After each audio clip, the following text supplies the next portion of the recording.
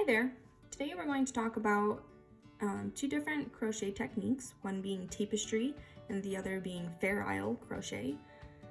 These techniques are both awesome for frequent color changes in your work. So for example, we're trying to create this paw print within the work. So we're doing frequent color changes. You can see for this row, we did, how many color changes here. So both techniques are good. Both are good for different things, I guess. I did this little swatch here in the Fair Isle technique, and you can see that the back is quite ugly. You can't even really make out that it's a paw print.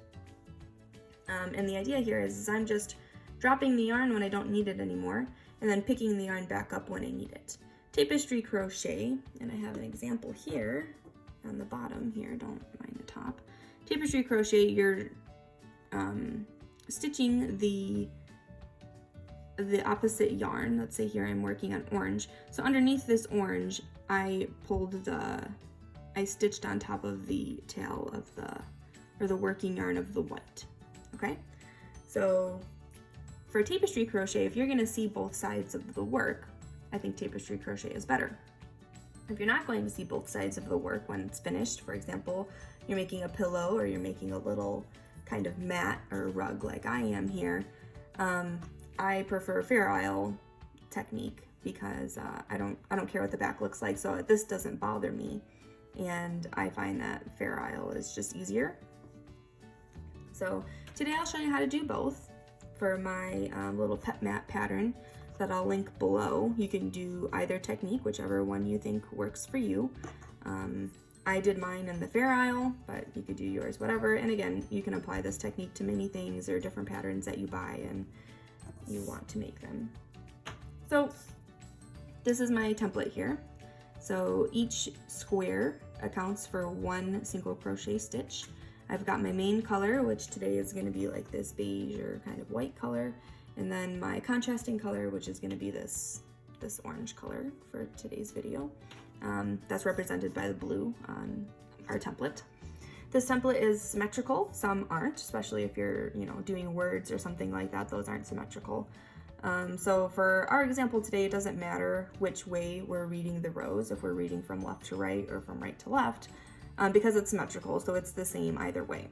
If you were doing a pattern that's not symmetrical, you need to be very careful about are you on the right side or the wrong side, and reading your color changes properly. So for one row you would read it left to right, and then the next row you would read it right to left, and then the next row you'd read it left to right, and because you're doing this kind of, since you're turning your work and working from a right side to a wrong side. Can get a little bit confusing, so you just need to watch out for that. But in our example today, we don't need to worry about that. So for the bottom here, I've got 2 rows of white, so I've already completed that. I chained one and turned now. So the next row we've got 5 whites, 1, 2, 3, 4, 5 whites, 3 of the orange in our situation, 1 white, 3 orange, 5 whites. So we're gonna start doing that, and I'll show you tapestry crochet first. So I've already chained one here. So we're gonna do 5 white.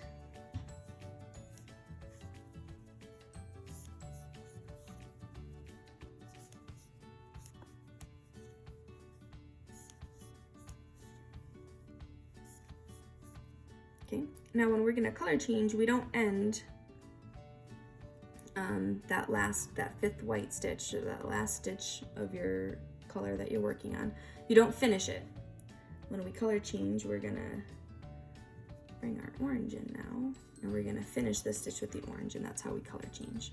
Okay, I'm gonna pull, I'm working from the back here, but I'm gonna pull on this white working yarn a little bit just so I can tighten that stitch up there. Okay. So tapestry, you're going to actually take the yarn with you. Let's pull that a little tight. And I'm going to stitch with that white yarn. You can see I'm taking that white yarn with me. Okay, so now we're gonna do that. And this is tapestry crochet. It gives you a clean look in the front and back, I would say. So we're doing 3 stitches. I'm dragging that white along with me in the back. I need to get some more yarn here. Okay. Alrighty. Now, try not to get your yarn tangled. Now we need to stitch white. Okay, so I'm not finishing that third stitch with the orange. I'm going to finish it with the white. Pull that orange tight. One stitch of white. Make sure you're carrying the orange with you. Okay, pull your white. Try not to get it tangled in the back. Here, it doesn't really matter. Okay, so my one stitch of white, again, I'm not finishing with the white because it's only one stitch. So I'm going to drop the white and I'm going to pull the orange up again. Pull that white kind of tight. And then we're stitching 3 orange. We're carrying the white with us. Okay. 1.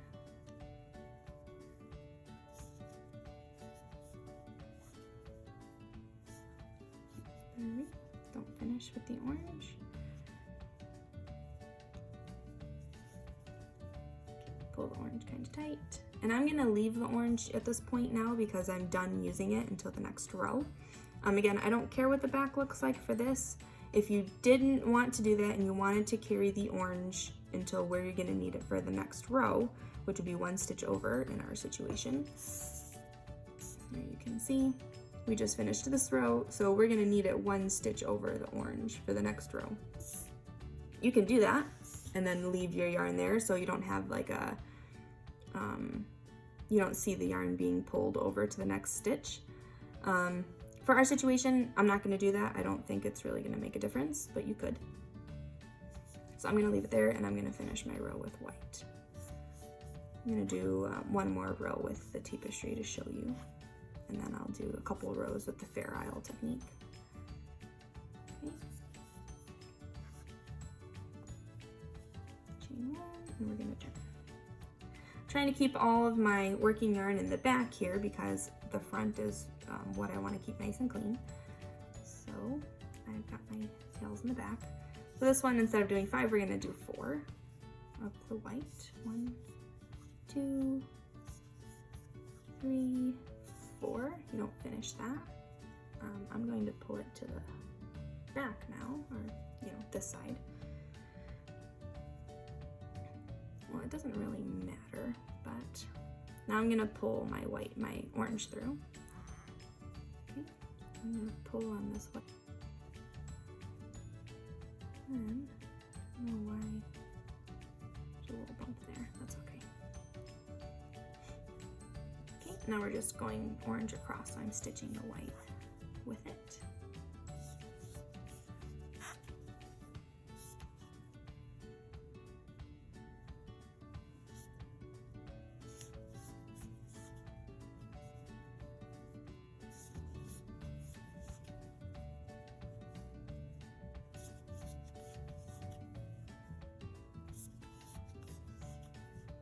You see I'm just hiding this white yarn underneath the orange until I need it again. Makes the color change. It's nice and easy, and it makes for a cleaner look at the end too. Okay, 1 more stitch of orange. Don't finish it though. I'm done with my orange, so I'm going to pull it to the back here. I'm calling it the back because this is the wrong side. Maybe that's confusing. Okay, and then I'm going to finish the row with the white. Just 4 stitches, chain 1, and turn. Okay, so my front is still looking nice and clean. And yarn tangled here. Okay. So that's tapestry crochet. So you're stitching over your working yarn. You're hiding that yarn underneath the stitches. Okay, and it creates a cleaner look on the both front. Well, it creates a cleaner look on the back. I think Fair Isle creates a cleaner look on the front. Sometimes, not all the time, but you can see the contrasting color underneath your work. So for example, sometimes you'd be able to see the white showing through the orange, or you'd be able to see the orange showing through the white in these areas. Tapestry crochet is an excellent technique if you care about what the back looks like. If it's a blanket or something and you don't want the back to look all messy like Fair Isle crochet will make it, tapestry is an excellent technique. For my situation, for this particular pattern, I don't care about what the back looks like, so I just went with Fair Isle crochet. To me, it kept my yarn a little nicer. I didn't find that I tangled it too much, and that's just kind of what I went with. So I'll show you how to do Fair Isle crochet now. So we're doing 3 white, that's the next in the pattern. So I'm not gonna finish it. Pull my yarn to the side. Now I'm gonna pick up the orange. Okay, pull that white a little tight so it's all the same still, but now I'm not carrying the white with me. Okay, I'm just gonna stitch across with my contrasting color here.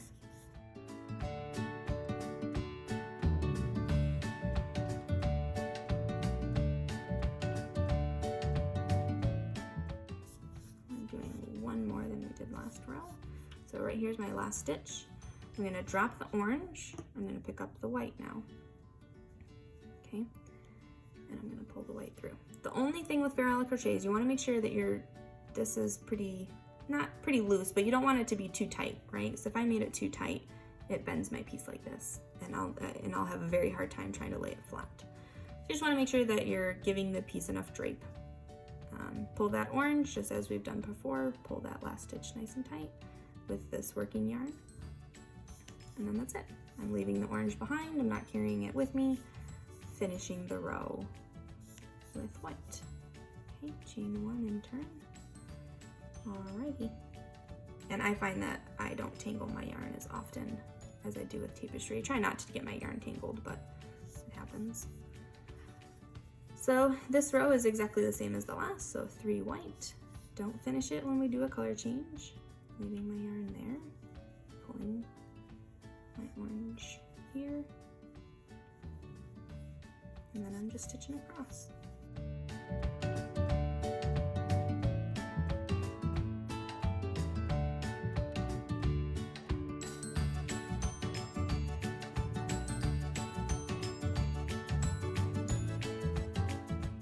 So now I'm leaving my tails here on this side, the back, because that's the messy side. I don't care.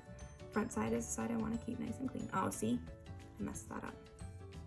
I've got my working yarn here. I left it on the front side, right? And so I can't drag it across like this because obviously that's not going to work. So I'm actually going to undo this.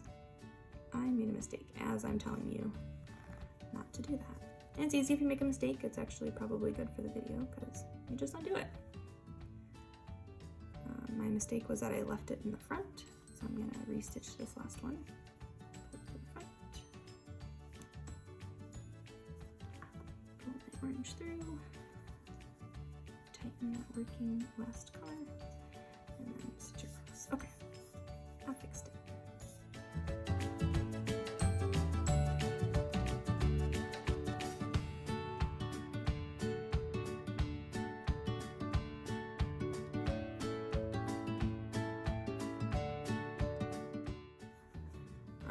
With this technique, I tend to use a smaller hook because you want the stitches to be pretty tight, especially if you're doing tapestry, because you want to hide that yarn underneath. You don't want it to show through. If you have a looser stitch, then you're definitely gonna see that yarn coming through. Okay, so I'm dropping the orange, pulling over the white, making sure that I'm giving my piece enough drape there. Pulling that orange a little tight and finishing the row with the white. And that's Fair Isle crochet. That's it. So, got tapestry crochet, which is definitely a little bit nicer here. You don't have these long strands of yarn coming over your work. And both really create a nice, clean look in the front. So, I think the hardest things to master this technique is one, tension. Tension definitely can be hard.